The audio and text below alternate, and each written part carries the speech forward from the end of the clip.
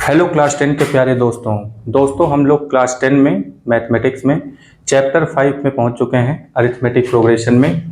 तो chapter 5 arithmetic progression में आज हम लोगों का टॉपिक है 5.3 nth term of an AP.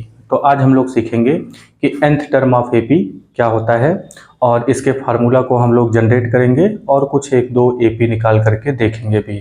तो कॉन्सेप्ट को समझने की बिल्कुल अच्छे से कोशिश करेंगे और फिर उसको अप्लाई कैसे करना है हम लोग एक्सरसाइज के क्वेश्चन और एग्जाम्पल के क्वेश्चन, इन सारे क्वेश्चंस को बहुत ध्यान से समझेंगे और आगे बढ़ेंगे। ठीक है, मैं हूं आपका प्यारा दोस्त सत्यम सिंह। आइए वीडियो शुरू करते हैं। तो इसके पहले हम लोगों ने स्टडी किया कि अगर कोई चीज़ अरिथमेटिक प्रोग्रेशन में लिखा हुआ है, सपोज दैट कि 2 का टेबल ही है और कुछ इस तरीके से ये लिखा हुआ है। ठीक है, तो यहाँ जो फर्स्ट नंबर है इसको हम A1 मान सकते हैं, ये A2 है, ये यहाँ पे ये A3 है और ये A4 है। ठीक है, तो कुछ इस तरीके से यहाँ पे first term, second term, third term, fourth term, इस तरीके से इसको माना जा सकता है। और इसके आगे की अगर हम बात करें अब जैसे यहाँ पे nth टर्म का मतलब जैसे यहाँ पे कोई दिया हुआ हो कि 20वां टर्म निकालिए, 25वां टर्म निकालिए, है ना, तो उसके लिए हम लोग यहाँ पे फार्मूला जनरेट करेंगे। तो इसके पहले हम लोगों ने देखा कि ये जो फर्स्ट टर्म होता है, ए जो होता है वो ए ही होता है, पहला टर्म है A1 जो है वो पहला टर्म है। और अगर हम A2 की बात करें यानी कि दूसरा जो नंबर है वो क्या होता है, वो A प्लस डी, कुछ इस तरीके से था, है ना, A प्लस डी। अगर हम A3 की बात करें तो यहाँ पे क्या आ रहा था कि A प्लस 2D, ये इस तरीके से A प्लस 2D। ठीक है, अच्छा यहाँ पे ध्यान देखिए कि यहाँ पे जो A3 है ये क्या निकल करके आया है, A तो पहला टर्म हो गया, प्लस ये जो 2 है इसकी जगह पे ये जो A3 लिखा हुआ है इसकी जगह पे अगर हम 2 की जगह पे 3 - 1 लिख दें तो कोई फर्क नहीं पड़ेगा। लेकिन हमें ये समझ में आता है कि यहाँ पे ये जो A3 है, ये जो तीसरा टर्म है, तो यहाँ पे ये जो D की जगह पे D के पहले जो नंबर लिखा हुआ है यहाँ पे हम 3 - 1 कर सकते हैं। ठीक है, अब अगर हम A4 की बात करें तो A4 जो है, A4 में क्या आएगा, यहाँ पे आएगा A प्लस यहाँ पे आ जाएगा 3D। ठीक है, ऐसे लिखते हैं, यानी कि ये पहला टर्म हो गया, बाकी के 3 टर्म और हो जाएंगे तो कुल मिला के 4 टर्म हो जाएगा। तो यहाँ पे 4 है और यहाँ पे 3 है, तो इसी चीज़ को अगर हम थोड़ा सा मॉडिफाई करें तो ये कुछ इस तरीके से बन जाएगा A प्लस यहाँ पे 3 की जगह पे क्या लिख देंगे 4 - 1 और यहाँ पे लिख देंगे D। ठीक है, ये कुछ इस तरीके से हो गया। नेक्स्ट नंबर पे आते हैं, अगर हम सपोज दैट कि यहाँ पे A7 लिख देते हैं, A4 के बाद सीधे A7 लिख दें तो A7 की जगह पे हम क्या लिख सकते हैं, A7 की जगह पे यहाँ पे हम A लिखेंगे पहला टर्म और बाकी के 6 टर्म 6D वाला हो जाएगा। ठीक है, या फिर इसी को हम कुछ इस तरीके से ये 7 का भी यूज़ कर लेते हैं तो A प्लस 6 की जगह पे क्या लिख देंगे 7 - 1, यानी कि एक कम कर देंगे, जो भी टर्म आपको निकालना होगा उसमें से एक कम करके D का मल्टीप्लिकेशन कर देंगे। क्यों? क्योंकि पहला टर्म तो ये खुद ही हो जाता है और बाकी के जो एक कम करके जो टर्म बचे वो आगे D प्लस करके आ जाते हैं। चलिए नेक्स्ट नंबर पे देखते हैं। अब सपोज दैट कि आपसे पूछा गया कि A37th टर्म कितना होगा, A37th टर्म कितना होगा। अब आपसे ये क्वेश्चन पूछा गया तो आप इसके लिए फार्मूला क्या बनाएंगे, A37 इज इक्वल टू ये रहा फर्स्ट टर्म और ये 37, ये प्लस लिखेंगे, 37 में से 1 माइनस कर देंगे, 37 - 1 और ये D हो जाएगा। ठीक है, 37 - 1 D, यानी कि एक टर्म ये हो गया और एक अगला जो है एक कम करके D का मल्टीप्लिकेशन कर देंगे। ठीक है, नेक्स्ट नंबर पे आते हैं। सपोज दैट कि आपसे A100th टर्म पूछ लिया गया तो A100th टर्म में क्या लिखेंगे, A100th टर्म में लिखेंगे ये पहला टर्म हो गया, प्लस यहाँ पे क्या लिखेंगे 100 का यूज़ करना है तो यहाँ पे हम 100 - 1 यानी एक कम करके D का मल्टीप्लिकेशन कर देंगे। ठीक है, तो ये कुछ इस तरीके से निकल के आता है। अब मान लीजिए कि 1000 आपसे पूछ लिया गया कि बताइए A1000 कितना होगा। तो A1000 जनरल टर्म में कितना होगा, जनरल टर्म में क्या होगा, A प्लस 999D ऐसे करके होगा। तो इसी चीज को अगर हम कुछ इस तरीके से लिखें, A प्लस 1000 माइनस 1 और यहाँ पे D कुछ इस तरीके से लिख दिया गया। ये समझ में आ रही बात। तो ये यहाँ पे इस तरीके से हो गया। अब अब इसी चीज को ध्यान में रखते हुए अगर हम ये बात करें कि जैसे 1000 पूछा था तो 1000 माइनस 1 कर दिए, 100 पूछा था तो 100 माइनस 1 कर दिए, 37 पूछा था तो 37 माइनस 1 कर दिए। तो क्या हम an यानी कि nth टर्म के लिए, सपोज दैट कि nth टर्म जो है वो an है। nth टर्म मतलब कोई भी टर्म हो सकता है, वो 37 हो सकता है, 49 हो सकता है, ठीक है। तो an टर्म के लिए अगर हम फार्मूला जनरेट करें तो an इक्वल टू पहला टर्म तो होगा ही ऑफ कोर्स, और दूसरा टर्म यानी कि यहाँ पे जो ये वाली जो वैल्यू है, इसमें हो क्या रहा था कि यहाँ पे जो भी टर्म होगा उसी में से, उसी नंबर में से हम 1 को माइनस कर देंगे, 1 को माइनस करेंगे और यहाँ पे आ जाएगा d, ठीक है। तो an इक्वल टू कितना आ जाएगा, a प्लस एन डी, ये इतना निकल करके आता है। तो यही है nth टर्म का जो फार्मूला है वो यही हुआ। तो यहाँ पे हम क्या लिखेंगे, nth term of N AP। तो nth टर्म जब भी आपसे पूछा जाएगा तो nth टर्म का मतलब कि कोई नंबर वहां पे दिया होगा। तो nth टर्म के लिए मान लीजिए an है, ठीक है। तो an is equal to a plus n minus 1 d, ठीक है। तो ये फार्मूला हमें याद रखना है, ये समझ में आया। इसी को general form of arithmetic progression भी कहते हैं। और इसके पहले भी हम लोगों ने a plus D, a plus 2d, a plus 3d ऐसे करके भी देखा। तो ये और कुछ नहीं, बस वही चीज़ है, a plus 2d, a plus 3d वाला। बस इसको nth टर्म के लिए निकालने के लिए यहाँ पे एक अलग से फार्मूला जनरेट कर दिया गया, जिससे कोई कंफ्यूजन यहाँ पे नहीं होनी चाहिए, ठीक है। अब आगे बढ़ते हैं। जैसे हम लोगों का एक AP यहाँ पे दिया हुआ है, तो AP में दिया है कि 2 4 6 8 ऐसे करके दिया हुआ है। तो यहाँ पे देखिए ये फर्स्ट टर्म है, ये सेकेंड टर्म हो गया, ये थर्ड टर्म हो गया और ये फोर्थ टर्म है। और इसके आगे ये इस तरीके से टर्म बढ़ते चले जा रहे हैं, ठीक है। तो अगर इसी में आपसे पूछा जाए कि बताइए कि A49 यानी कि 49th टर्म क्या होगा, ऐसे करके 49th term is equal to what. तो 49th टर्म क्या होगा। अब ऐसे क्या है कि 49th टर्म निकालना है, तो उसके लिए अब हम यहाँ पे फार्मूला लगाएंगे। तो फार्मूला क्या हो जाएगा, 49th टर्म निकालना है तो यहाँ पे हम लिखेंगे A49 equal to A plus 49 minus 1 और यहाँ पे D लगा देंगे, ठीक है। तो इज इक्वल टू, अब यहाँ पे अगर हम देखें तो A की वैल्यू कितनी है, A की वैल्यू 2 हो जाएगी, प्लस 49 में से 1 माइनस करेंगे तो यहाँ पे 48 हो जाएगा, इनटू अब यहाँ पे D की वैल्यू कितनी है, तो D की वैल्यू अगर हम निकालें तो D की वैल्यू कितनी निकल के आएगी, D equal to A2 minus A1 होता है। तो A2 माइनस A1 ये D की वैल्यू है। तो A2 यहाँ पे 4 है, माइनस A1 यहाँ पे 2 है, तो 4 में से 2 निकालेंगे तो 2 आ जाएगा। तो D की वैल्यू यहाँ पे कितनी है, 2। अब इसको सॉल्व कर देते हैं तो देखते हैं कितना आता है। तो 2 को 2 ही लिखेंगे, प्लस इन दोनों को मल्टीप्लाई कर देंगे, 8 2 जा 16 हुआ, 6 लिखेंगे, 4 2 जा 8 प्लस 1 9 हो गया। तो 2 और 96 आपस में ऐड होकर के कितना हो जाएगा, 98, ठीक है। तो ये आंसर आ गया, ये समझ में आया। तो जब भी इस तरीके से कोई फार्मूला या कोई टर्म आपसे पूछा जा रहा है तो कुछ इसी तरीके से लगाएंगे। अब इसी में अगर आपसे पूछ लिया जाए कि अब आप यहाँ पे बताइए, अच्छा एक और AP ले लेते हैं, उसमें देखते हैं। तो AP is equal to, suppose that कि यहाँ पे लिखा हुआ है 3 8 13 कुछ इस तरीके से, ठीक है। तो अब यहाँ पे 18 ऐसे मतलब 4 टर्म तक लेकर चलते हैं। तो यहाँ पे इस तरीके से AP लिखा हुआ है। तो ये हमारा फर्स्ट टर्म हो गया, ये सेकेंड टर्म हो गया, ये थर्ड टर्म है और ये फोर्थ टर्म है, कुछ इस तरीके से।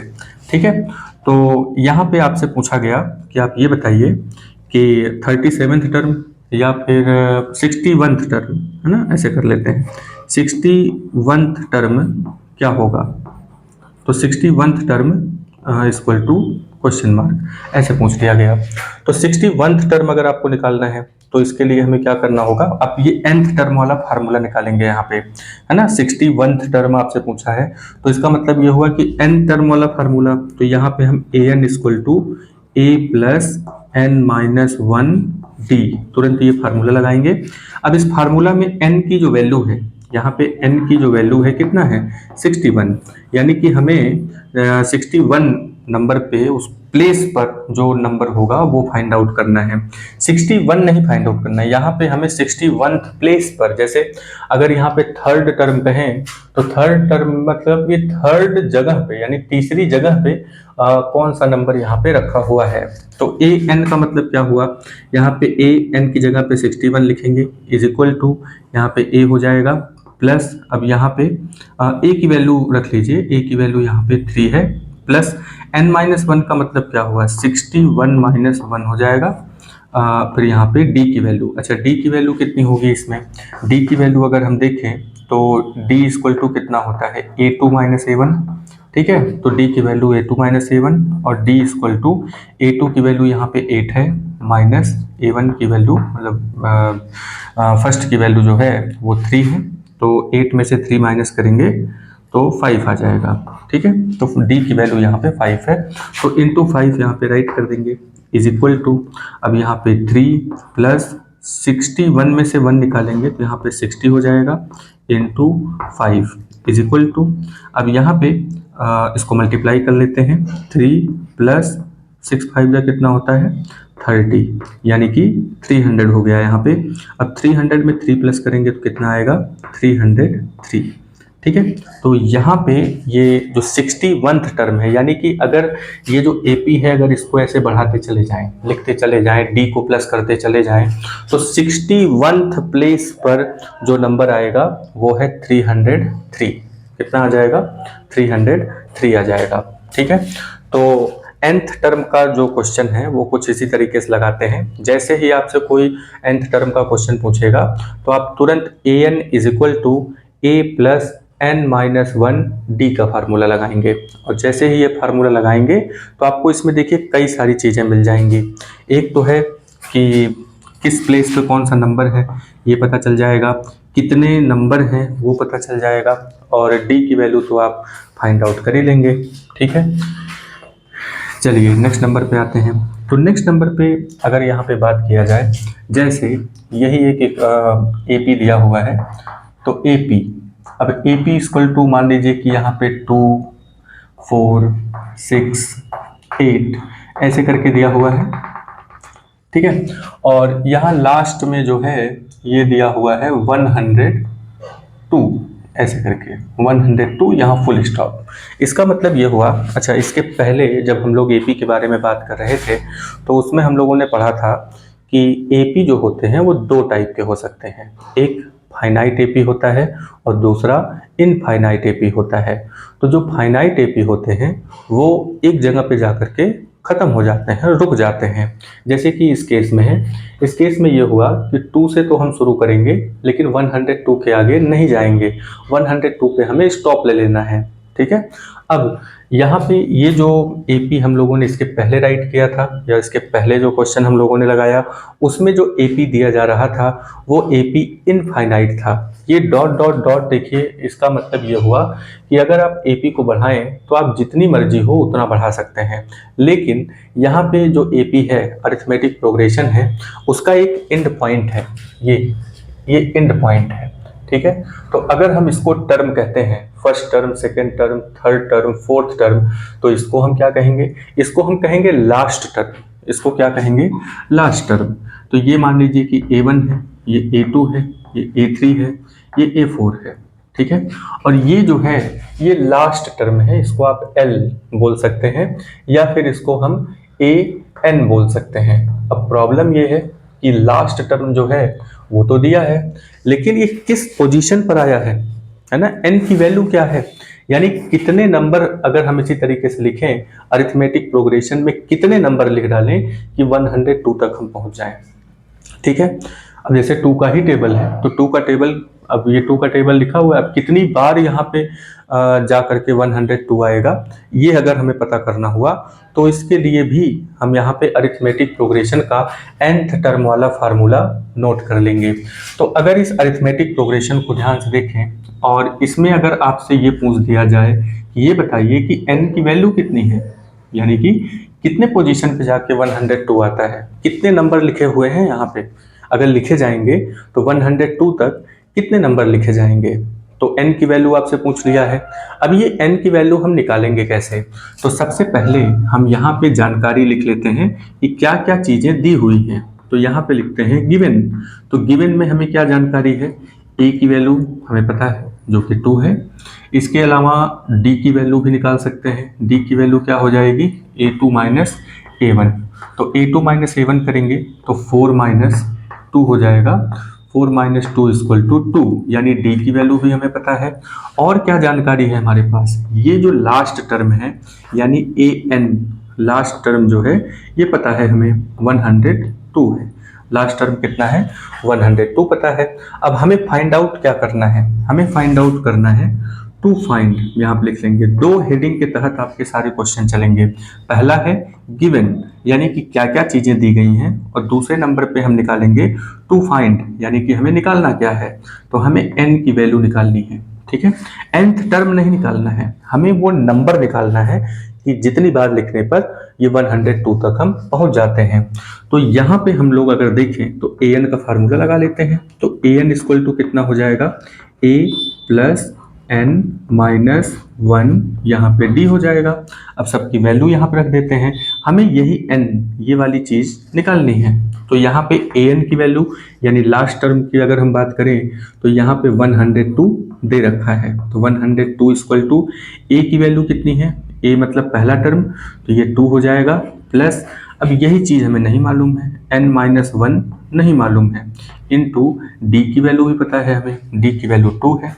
ठीक है, तो अब यहाँ देखिए, अब इसको इधर लेकर के आते हैं, तो 102 है, अब ये जो 2 है, क्योंकि n की वैल्यू निकालनी है तो धीरे धीरे सारे नंबर को हम एक तरफ लेकर के आएंगे, तो ये 2 जो है प्लस में है, इसको इधर लेकर आते हैं तो ये -2 हो जाएगा।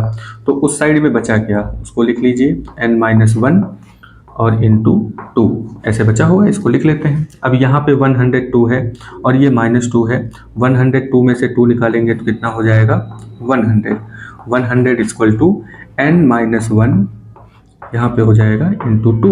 अब ये जो इंटू 2 है यानी कि मल्टीप्लिकेशन में है, इसको भी जब हम इक्वल टू, देखिए ये इक्वल टू जो होता है ये बेसिक मैथ में आपको बताया गया था कि ये एक ब्रिज की तरह काम करता है, एक पुल की तरह है, और ये एक ऐसा पुल है, एक ऐसा बॉर्डर है कि इसको जैसे ही आप पार करेंगे तो आपकी पहचान यहाँ पे बदल जाएगी।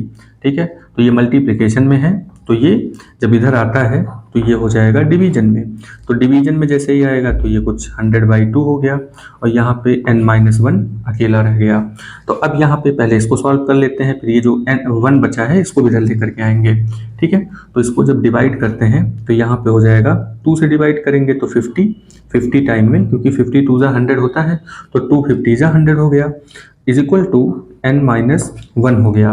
ठीक है, अब क्योंकि हमें n की वैल्यू निकालनी है तो n को अकेला करना पड़ेगा, यही तो है किसी भी इक्वेशन को सॉल्व करने का मतलब क्या हुआ कि जिस चीज़ की वैल्यू पूछी है उसको एक तरफ कर दो, बाकी सारे नंबर को उठा के दूसरी तरफ कर दो, यही चीज़ करना होता है।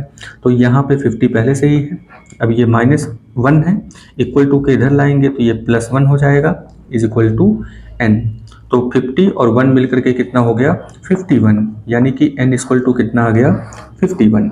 इसका मतलब ये हुआ कि जो लास्ट टर्म है यहाँ पे n की वैल्यू, ये जो 102 आया है ना, ये A51th टर्म है, यानी कि A51th टर्म जो है वो 102 है। ठीक है, तो यहाँ पे हमने n की वैल्यू निकालना सीखा, और किस तरीके से हम लास्ट टर्म को कैसे यहाँ पे हम लोग मानेंगे, n की वैल्यू कैसे निकालेंगे। तो हमें ये पता होना चाहिए कि यहाँ पे n क्या है और an क्या है। an जो है वो नंबर है, an जो है वो नंबर है, वो टर्म है, वो किस पोजीशन पर है, यानी कि ऑर्डर में अगर लिखा जाए तो किस टर्म पर आता है, किस नंबर पर आता है, वो n की वैल्यू है। तो an का मतलब, अब देखिए A51 का मतलब क्या हुआ कि अगर इस अरिथमेटिक प्रोग्रेशन को ऐसे ही बढ़ाया जाए तो 51th वाला जो नंबर होगा, यानी 1 2 3 4 5 6 करते हुए, जैसे ये फर्स्ट हुआ है ना, ये 2 जो है ये फर्स्ट हुआ, first second third fourth fifth six seventh eight, ऐसे करते हुए जब हम यहाँ पे 102 तक पहुंचेंगे तो कितने नंबर लिख चुके होंगे हम, यहाँ पे 51 नंबर लिख चुके होंगे। और वो 51 नंबर जो है, 51th प्लेस पर जो नंबर है वो 102 है। ठीक है, तो इतना समझ में आया। चलिए हम लोग आगे बढ़ते हैं, इसी से रिलेटेड कुछ क्वेश्चन देख लेते हैं और उसे लगाने की कोशिश करते हैं, समझने की कोशिश करते हैं कि उसमें क्या पूछा हुआ है। डी हम लोग निकालना सीख चुके हैं, ठीक है, फर्स्ट टर्म सेकंड टर्म निकालना सीख चुके हैं। अब हम लोग nth टर्म को निकालने की कोशिश करेंगे और उसे ठीक से समझने की कोशिश करेंगे। ठीक है, तो चलिए शुरू करते हैं।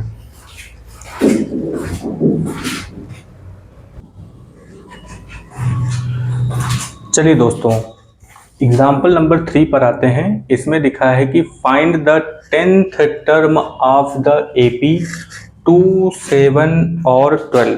तो हमारे सामने एक AP है और इसमें हमें 10th टर्म निकालना है। ठीक है, तो चलिए देखते हैं यहाँ पे। तो सबसे पहले जो हम लोग इसके पहले जो डेकोरेशन इसमें करते थे, तो इसको A1 मान लेते हैं, इसको A2 मान लेते हैं और इसको A3 मान लेते हैं। तो हमें जो फाइंड आउट करना है वो है 10th टर्म। तो यहाँ पे हम लोग कौन सा फार्मूला लगाएंगे, nth टर्म का फार्मूला लगाएंगे। ठीक है, तो सबसे पहले यहाँ पे हम लोग लिखते हैं गिवन। ये बहुत जरूरी स्टेप है, आप इसको जरूर करिए, चाहे आपका फिजिक्स का क्वेश्चन है, केमिस्ट्री का क्वेश्चन है, मतलब न्यूमेरिकल अगर फिजिक्स का है, केमिस्ट्री का है, या ऑफ कोर्स बायो का है, बायो में भी, लेकिन बायो में न्यूमेरिकल कहाँ आता है। ठीक है, इन केस अगर आ गया मान लो कभी कभी, है ना, वैसे तो आता नहीं है। तो अगर ऐसा कुछ है तो गिवन आप जरूर लिखिए। ठीक है, बिना गिवन लिखे आपको ये क्या है ना कि एक तरीके से जो चीज़ें होती हैं उसको हम लोग एक जगह सजा लेते हैं, उसको सजा लेते हैं तो थोड़ा इजी हो जाता है। ठीक है, अब मान लीजिए ये तो छोटा क्वेश्चन है, अभी बड़ा क्वेश्चन होता तो उसमें से क्या है, पूरा क्वेश्चन पढ़ने के बाद फिर उसको है ना, उसको लगाने में फिर वैल्यू खोजिए, फिर कहाँ पे कोई चीज़ है, तो इसमें प्रॉब्लम होती है। तो हमें करना क्या है कि पहले हम लोग गिवन वाला जो हेडिंग है उस पर फोकस करेंगे, देन आफ्टर हम लोग टू फाइंड वाले हेडिंग पे फोकस करेंगे। ठीक है, तो एक सिस्टमेटिक तरीके से जब चीज़ों को लिखेंगे तो बहुत ही ईजिली आप देखेंगे कि आप इसे फाइंड आउट कर ले रहे हैं। हड़बड़ी बिल्कुल नहीं करेंगे, बिल्कुल आराम से चीज़ों को लगाएंगे, समझ जाएंगे एक बार तो आप उसको चाहे जितनी तेजी से लगाइए फिर, लेकिन पहले चीज़ों को समझने की कोशिश करिए।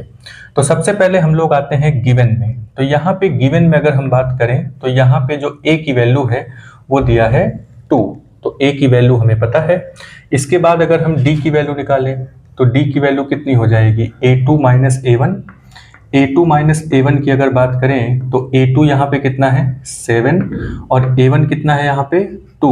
तो A2 माइनस A1 अगर हम निकालें तो यहाँ पे हो जाएगा 7 में से 2 निकालेंगे 5 हो जाएगा। तो D की वैल्यू कितनी आ गई यहाँ पे 5। A की वैल्यू हमें पता है। क्या और कोई जानकारी इसमें है, नहीं। तो चलिए अब यहाँ पे नेक्स्ट नंबर पे आते हैं, अगली हेडिंग लिखते हैं टू फाइंड। ये सब आपको अपनी तरफ से ये सब डेकोरेशन आपको कर लेना है। तो टू फाइंड में हमें क्या निकालना है, 10th टर्म, है ना, तो क्या निकालना है 10th टर्म। तो 10th टर्म को हम क्या लिख सकते हैं, जैसे फर्स्ट टर्म को A1 लिखते हैं, सेकेंड टर्म को A2 लिखते हैं, थर्ड टर्म को हम लोग A3 लिखेंगे। तो 10th टर्म को क्या लिखेंगे, तो 10th टर्म को हम लोग लिखेंगे A10। 10th टर्म को क्या लिखेंगे, A10 लिखेंगे। तो हमें 10th टर्म निकालना है। और इसमें क्या जानकारी है कि 10वें पोजीशन की भी वैल्यू दी गई है। तो पोजीशन की वैल्यू क्या है यहाँ पे, पोजीशन की वैल्यू यानी n की वैल्यू यहाँ पे दिया हुआ है, इसमें लिखते हैं n की वैल्यू। तो n की वैल्यू यहाँ पे कितना दिया हुआ है 10। n की वैल्यू कितनी है 10। nth टर्म पूछा है ना, तो मतलब nth टर्म बोला है तो इसका अच्छा 10वां टर्म बोला है तो इसका मतलब n की वैल्यू हमें पता है 10वें पोजीशन के बारे में, और उस पोजीशन पे कौन सा नंबर होगा ये आपसे पूछा गया है। ठीक है, n की वैल्यू नहीं पूछा है। 10th टर्म का मतलब ये हुआ कि 10th पोजीशन पर 10th पोजीशन पे कौन सा नंबर होगा ये हमें निकालना है। जैसे अब ये A1 है तो इसका मतलब थोड़ी है कि ये 1 हो गया, इसका मतलब ये है कि पहले पोजीशन पे यहाँ पे 2 लिखा है, दूसरे पोजीशन पे 7 लिखा है, तीसरे पोजीशन पे यहाँ पे 12 लिखा है। तो n का मतलब होता है पोजीशन, n का मतलब क्या है? पोजीशन, कि किस जगह पे कितने पोजीशन पे कौन सा नंबर लिखा हुआ है, इसको पोजीशन कहते हैं। तो यहाँ पे हमें क्या निकालना है? A10। तो nth टर्म का फार्मूला हम यहाँ पे लगाएंगे, nth term of n AP। अच्छा, तीसरा जो हेडिंग डालेंगे आप यहाँ पे वो है सोल्यूशन का, तीसरा हेडिंग सोल्यूशन का डालेंगे। nth term of n AP कितना होता है? an इक्वल टू कितना हो जाता है? an इक्वल टू हो जाएगा a प्लस n माइनस 1, यहाँ पे लिख देंगे d। ठीक है, ये फार्मूला है। तो an की वैल्यू कितनी है? तो an की वैल्यू यहाँ पे कितनी है? अब n यहाँ पे 10 है, तो यहाँ पे वैल्यू तो नहीं दिया, यही तो निकालना है। तो A10 हमें निकालना है। तो a की वैल्यू कितनी है? a की वैल्यू हमने यहाँ पे लिखा अभी a की वैल्यू यहाँ पे 2 है प्लस। अब देखिए यहाँ पे अगर आप इस तरीके से लिख लेते हैं ना तो आपको बहुत ज़्यादा क्वेश्चन में बहुत खोजने की जरूरत नहीं पड़ेगी, तुरंत फटाफट यहाँ पे गिवन में से देख देख करके वैल्यू रख देंगे। तो n की वैल्यू यहाँ पे लिखा है 10 है माइनस 1। अब यहाँ पे d है, d की वैल्यू कितनी है? 5, ये हमने निकाला है यहाँ पे। तो ये 2 लिखेंगे प्लस, अब यहाँ पे 10 में से 1 निकल गया तो कितना हुआ? 9 इंटू, यहाँ बाहर 5 लिखा है, 5 लिख देंगे। तो ये हुआ 2 प्लस 9 5 जा कितना होता है? 45। 9 5 जा कितना हो गया? 45। तो यहाँ पे 45 प्लस 2 करेंगे तो कितना आ जाएगा? 47। यानी कि A10 इक्वल टू कितना आया है हमारा? 47। A10 की वैल्यू कितनी आई है? 47। तो बस ये फाइंड आउट हो गया। हमने गिवन लिखा, टू फाइंड लिखा, सोल्यूशन कर दिया। सोल्यूशन में हमने इन सबको मिला करके जो फार्मूला बनेगा वही लिखेंगे।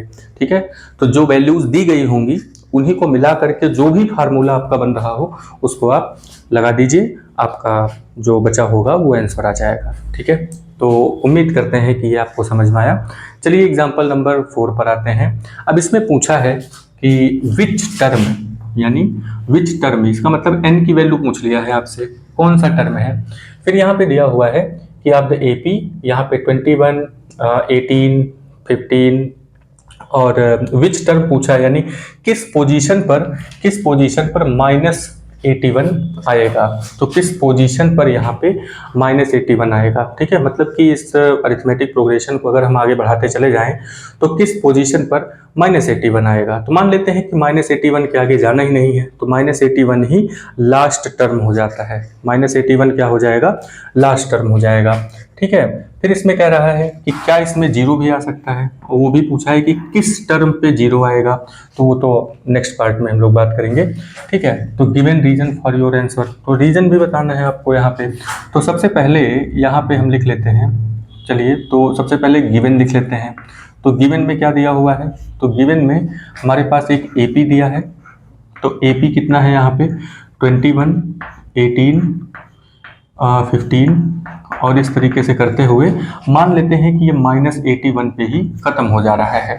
ठीक है, तो 81 जो यहाँ पे है वो लास्ट टर्म में इसको मान लेंगे। ठीक है, तो यहाँ पे गिवन में जानकारी क्या है हमारे पास? A की वैल्यू दिया हुआ है, A की वैल्यू कितनी है? 21। D की वैल्यू कितनी हो जाएगी? D की वैल्यू यहाँ पे A2 माइनस A1 हो जाएगी। अब ये A2 A1 कौन है? तो ये A1 है, दूसरा A2 है, तीसरा A3 है और वो लास्ट टर्म है। तो लास्ट टर्म मतलब AN मान लो, यही पोजीशन है, तो नहीं पता है हमें। ठीक है, तो यहाँ पे D की वैल्यू कितनी आ जाती है? तो D की वैल्यू निकल करके आती है A2 है यहाँ पे 18 और -21, 18 - 21 करेंगे तो यहाँ पे D की वैल्यू आती है -3। D की वैल्यू कितनी आ गई? -3। अब यहाँ पे हमें AN यानी कि जो लास्ट टर्म हमने माना है उसकी वैल्यू कितनी दी गई है? -81। ये इसकी भी वैल्यू हमें पता चल गई। अब हमें ये पता लगाना है कि किस टर्म पर, यानी कि टू फाइंड, यहाँ हम लिखेंगे टू फाइंड। तो क्या फाइंड आउट करना है? n की वैल्यू, यानी कि किस टर्म पर -81 आता है। तो सारी चीज़ों को हमने लिख लिया यहाँ पे। अब आगे बढ़ते हैं। तो सपोज दैट, यहाँ पे हम लिखेंगे कि सपोज वो n टर्म पर, ठीक है, nth term, suppose nth term will get -81। तो अब यहाँ पे an का फार्मूला लगाते हैं। तो an इक्वल टू कितना हो जाएगा, an equal to a plus n-1 d, ये इतना हो गया। तो an की वैल्यू हमें लास्ट टर्म पता है -81, यहाँ पे लिख देंगे। a की वैल्यू कितनी है, तो a की वैल्यू यहाँ पता है आपको कि 21 है, प्लस यहाँ पे n यही तो नहीं पता है, n-1 लिख देंगे, इंटू d की वैल्यू कितनी है, d की वैल्यू हमने निकाला कि -3 है, d की वैल्यू कितनी है, -3 हो गई। ठीक है, तो अब यहाँ पे आते हैं नेक्स्ट नंबर पे। अब यहाँ पे -81 है, -81 लिखेंगे। ठीक है, -81 हो गया। इसके बाद ये जो 21 है इसको इधर लेकर के आएंगे, तो -21 हो गया, इज इक्वल टू यहाँ पे n-1 इंटू -3 लिख देंगे। ठीक है, अब ये माइनस माइनस क्या होता है, माइनस माइनस प्लस हो जाएगा, और जो बड़ा होगा उसी का साइन लगेगा। ठीक है, तो माइनस माइनस प्लस होता है, जो बड़ा है उसी का साइन लगेगा, तो इसको प्लस करते हैं, 1 1 हो जाएगा 2, और 8 2 कितना हो जाएगा 10। ठीक है, 8 2 कितना हो जाएगा 10 हो जाएगा। तो यहाँ पे अब -102 आ गया। अब यहाँ पे n-1 करते हैं, n-1 इंटू -3। अब इस -3 को भी इधर लेके आते हैं। वैल्यू निकालने का मतलब तो अभी हम लोगों ने बताया ही। वैल्यू निकालने का मतलब क्या है, वैल्यू निकालने का मतलब है कि जिस चीज़ की वैल्यू पूछी गई है उसको वहीं पे लॉक कर देते हैं, और बाकी जितने भी नंबर्स होते हैं उनको उठा के इक्वल टू पे दूसरे साइड में कर देते हैं। तो इक्वल टू एक बॉर्डर की तरह होता है, जैसे ही वो दूसरे साइड में कोई नंबर जाता है तो उसकी पहचान बदल जाती है। ठीक है, तो यहाँ पे -102 है। अब ये जो -3 है ये मल्टीप्लिकेशन में है, ये इधर आएगा तो डिवीजन में हो जाएगा, तो -3 यहाँ पे हो गया, इक्वल टू n-1 लिखा हुआ है। तो ये माइनस माइनस से कैंसिल हो गया, 3 से इसको कैंसिल करेंगे तो 3 3 जा 9 कैंसिल हो गया, और 3 4 जा 12 कैंसिल हो गया, यानी कि यहाँ पे कितना आया 34 इक्वल टू n-1। तो अब ये -1 को भी इधर लेके चले आते हैं, तो 34 -1 इधर आया तो +1 हो जाएगा। ठीक है, तो -1 इधर आएगा तो +1 हो जाएगा, इज इक्वल टू यहाँ पे n बचा। तो अब 34 + 1 कितना होता है 35, यानी n की वैल्यू कितनी है, n की वैल्यू 35 हो गई। यानी कि 35th टर्म, इस AP में हम क्या लिखेंगे कि 35th टर्म, यानी 35th पोजीशन पे 35th टर्म इज -81। ये आपका पहला आंसर निकल करके आता है। ठीक है, तो ये इतना पूछा हुआ था, तो n की वैल्यू यहाँ पे 35 निकल करके आती है। नेक्स्ट नंबर पे एक चीज़ और पूछा हुआ है, इसमें क्या पूछा है, इसमें पूछा है कि मान लीजिए कि क्या कोई टर्म ऐसा भी है जो 0 हो जाए, कोई टर्म ऐसा है कि 0 हो जाए। तो यहाँ पे एक टर्म ऐसा था जो -81 यहाँ पे दिया हुआ था कि 81 कंफर्म है कि एक होगा यहाँ पे। अब यहाँ पे कह रहा है कि क्या कोई ऐसा टर्म है जो 0 हो जाए। तो चलिए यहाँ पे मान के देखते हैं, तो फिर से यहाँ पे गिवन लिख लेते हैं। तो गिवन में यहाँ पे एक चीज दे रखा है कि an, मान लीजिए जहाँ 81 है, an लास्ट टर्म हम 81 को मान रहे थे, अब an लास्ट टर्म हम यहाँ पे 0 को मान लेते हैं। ठीक है, तो वो कौन सा टर्म है जो 0 हो जाएगा, तो an की वैल्यू 0 रख के देख लेते हैं। फिर से यहाँ पे फार्मूला लगाते हैं, तो an इक्वल टू कितना हो जाएगा, a प्लस n-1 यहाँ पे हो जाएगा d। ठीक है, बाकी सारी चीजें वही रहेंगी। an की जगह पे क्या रख देंगे 0 इज इक्वल टू, अब यहाँ पे निकालते हैं, तो a की वैल्यू कितनी है 21, जो कि यहाँ पे लिखा हुआ है। इसके बाद प्लस n-1 यहाँ पे हो जाएगा d की वैल्यू कितनी है -3, d की वैल्यू -3 हो गई। ठीक है, अब यहाँ पे अब इसको सॉल्व करते हैं, तो 21 इधर आ जाएगा, तो कितना हो जाएगा -21, ये -21 हो गया, इक्वल टू n-1 इंटू -3 यहाँ पे मल्टीप्लिकेशन में है। अब ये मल्टीप्लिकेशन में है तो इक्वल टू के इधर आएगा, तो -21 बाई, अब ये इधर आएगा तो कितना हो जाएगा, ये हो गया -3। अब ये माइनस माइनस से कैंसिल हो गया, 3 से इसको कैंसिल करेंगे तो आ जाता है 7, यानी n-1। तो यहाँ पे 3 7 जा कैंसिल हो गया, तो 7 इक्वल टू आ गया n-1। तो n की वैल्यू कितनी हो जाएगी, तो 7 1 इधर आ जाएगा, +1 इक्वल टू n। ठीक है, तो n इक्वल टू कितना आ गया 8 इक्वल टू n, या यूँ कहिए n इक्वल टू 8। ठीक है, तो यहाँ पे हम लिखेंगे कि there is eighth term is 0। यहाँ पे एट्थ टर्म क्या हो जाएगा, 0 हो जाएगा। ठीक है, ये समझ में आया। तो कौन से टर्म पे यानी किस पोजीशन पे कौन सा नंबर आ रहा है, ये बात हम लोगों ने यहाँ पे पता लगाया। ठीक है, चलिए इसी तरीके से अब nth टर्म वाले फार्मूला से नेक्स्ट नंबर के क्वेश्चन को लगाने की कोशिश करते हैं। तो एक्सरसाइज 5 में दिया हुआ है कि डिटरमाइन द एपी। अब यहाँ पे तो भैया एपी ही निकाल देना है, क्योंकि एपी अभी तक तो दिया हुआ था, तो बड़ा आसान लग रहा था कि ए की वैल्यू पता चल जा रही है, डी की वैल्यू पता चल जा रही है। अब यहाँ पे क्या दे रखा है कि देखिए, अब यहाँ पे थर्ड टर्म दिया है और सेवेंथ टर्म दिया है। फिर आपसे कहा है कि एपी आप बनाइए। तो सबसे पहले यहाँ पे हम बात करते हैं गिवन की। ठीक है, तो गिवन लिख लेते हैं। तो गिवन में क्या दिया हुआ है, थर्ड टर्म। तो थर्ड टर्म को हम क्या लिखते हैं, देखिए फर्स्ट टर्म को हम क्या लिखते हैं, A1, सेकेंड टर्म को क्या लिखते हैं, A2, थर्ड टर्म को क्या लिखते हैं, A3, यानी कि A3 की वैल्यू कितना दिया हुआ है, 5। और यहाँ पे A7, सेवेंथ टर्म का मतलब क्या हुआ, A7 की वैल्यू कितनी दी गई है, 9। A7 की वैल्यू यहाँ पे दिया गया है 9। ठीक है, थर्ड टर्म की वैल्यू दी गई है, सेवेंथ टर्म की वैल्यू दी गई है। ठीक है, तो ये हमने लिख लिया। अब यहाँ पे और क्या चीज हमें फाइंड आउट करना है, ये तो गिवन वाली चीज हो गई। तो हमें यहाँ पे फाइंड आउट करना है टू फाइंड, क्या फाइंड करना है, फाइंड करना है एपी। और ये एपी होता क्या है ना, एपी है A1, A2, A3, है ना, इस तरीके से। यानी हमें A1, A2, A3, A4 ये फाइंड आउट करना है।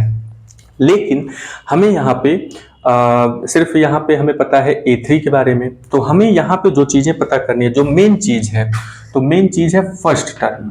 ठीक है, तो फर्स्ट टर्म, अगर हमें फर्स्ट टर्म पता चल जाए, यानी A की वैल्यू पता चल जाए, और यहाँ पे हमें ये पता चल जाए कि D क्या है, तो अगर यही D और A के बारे में अगर हमें जानकारी हो गई, तो हम किसी भी AP को बना सकते हैं, क्योंकि A में ही तो D को ऐड करना है। सिक्स्थ टर्म, फिफ्थ टर्म जो भी करना होगा, D का ही मल्टीपल करके उसमें ऐड कर देते हैं। ठीक है, तो यहाँ पे हमें A और D की वैल्यू निकालनी है। तो अभी तक इस क्वेश्चन के बारे में जो जानकारी निकल के आई है वो यही है कि थर्ड टर्म दिया है, सेवेंथ टर्म दिया है, और हमें AP बनाना है। तो AP बनाने के लिए हमें A और D की वैल्यू पता होनी चाहिए। ठीक है, तो अगर हम यहाँ पे A3 लिखें, ठीक है, तो A3 थर्ड टर्म, तो nth टर्म का फार्मूला अगर लिखा जाए यहाँ पे, तो क्या निकल करके आएगा, A प्लस n माइनस, तो n की जगह पे यहाँ पे क्या लिख देंगे, n-1, यहाँ पे हो जाएगा d, n-1 d। तो n-1 d, अब d की वैल्यू भी नहीं पता है, कोई बात नहीं। तो यहाँ पे इसको अगर हम सॉल्व करें तो a थर्ड, अब यहाँ पे a हो जाएगा।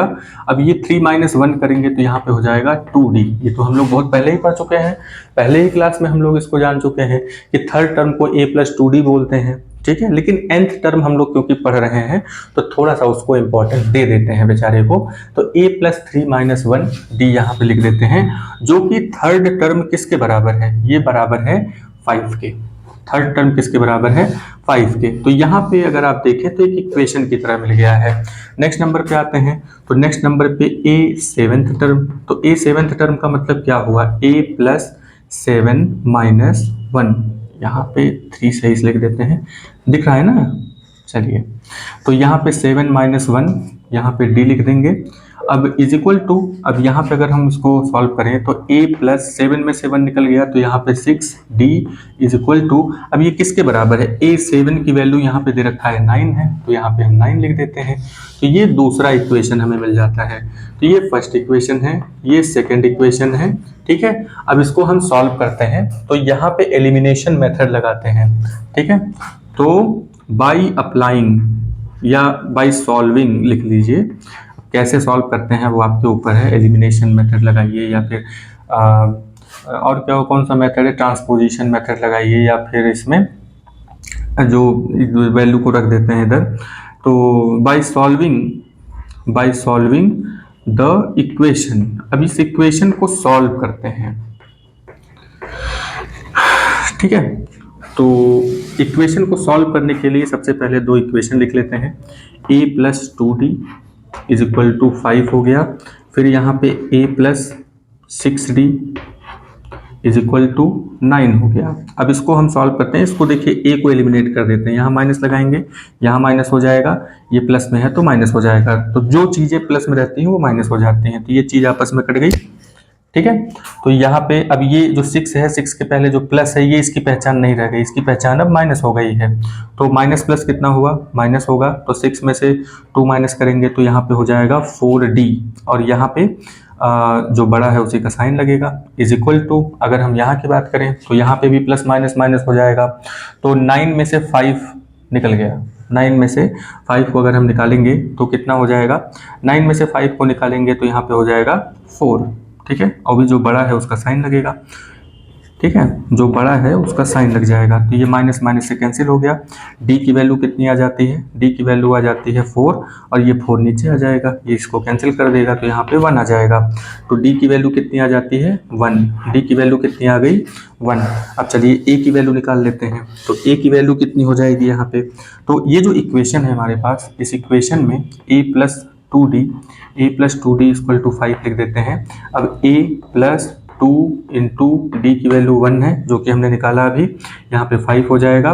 a प्लस 2 1 जा 2 ही रहेगा, इज इक्वल टू यहाँ पे 5 हो जाएगा। तो a is equal to 5 plus 2 उधर जाएगा तो माइनस 2 हो जाएगा। तो a इक्वल टू कितना हो जाएगा, 5 में से 2 निकालेंगे 3, a की वैल्यू कितनी आ गई 3। ठीक है, a की वैल्यू कितनी आ गई है 3 आ गई।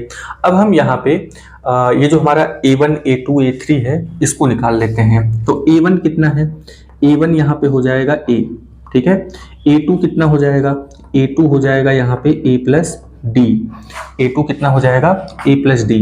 a3 कितना हो जाएगा, a3 प्लस हो जाएगा a प्लस 2d, a3 कितना है a प्लस 2d, और a4 कितना हो जाएगा a प्लस 3d। ठीक है, कुछ इस तरीके से। तो a1 a2 a3 और a4, तो यही तो हमें निकालना है। तो a1 की वैल्यू कितनी है, यहाँ पे a है, तो a की वैल्यू कितनी आई है 3। ठीक है, अब a2 की वैल्यू कितनी है, यहाँ पे a2 की वैल्यू a प्लस डी, यानी कि 3 प्लस 1, 3 प्लस 1 कितना हो जाएगा 4। ठीक है, इसके बाद नेक्स्ट नंबर पे आते हैं a3 की वैल्यू कितनी है, मतलब कि यहाँ पे a की वैल्यू कितनी है 3 प्लस अब 2d, यानी कि 2 इंटू 1 इज इक्वल टू कितना हो जाएगा 2 1 जा 2 और 3 2 हो जाएगा 5। नेक्स्ट नंबर पे कितना है, नेक्स्ट नंबर पे यहाँ पे है a4। तो a4 की वैल्यू कितनी है, यहाँ पे a4 की वैल्यू है, अब यहाँ पे a की वैल्यू है 3 प्लस 3 इंटू डी की वैल्यू कितनी है 1 इज इक्वल टू, तो यहाँ पे 3 1 जा 3 हो जाएगा, 3 3 9 हो गया, कितना हो जाएगा 3 3 6 हो जाएगा। तो यहाँ पे a1 a2 a3 की अगर हम बात करें तो AP क्या निकल के आता है, तो AP यही है कि a1 a2 a3 a4 कुछ इस तरीके से है। तो a1 की वैल्यू कितनी आई है 3 4 5 6, है ना। इस तरीके से करके ये AP यहाँ पे निकल के आता है, यही आपका फाइनल आंसर हुआ। ठीक है, ये समझ में आया। तो ये इतनी चीज़ें निकाल करके हम लोग लेकर के आते हैं, और ये यहाँ पे इस तरीके से इक्वेशन निकल करके आता है AP की वैल्यू। तो यहाँ पे हम लोगों ने n टर्म निकालना सीखा, यहाँ पे हम लोग 10th टर्म निकाल रहे थे, यहाँ पे पोजीशन हमने निकालना सीखा कि किसी पोजीशन पर किस पोजीशन पे कौन सा नंबर है इसके बारे में बात हुई।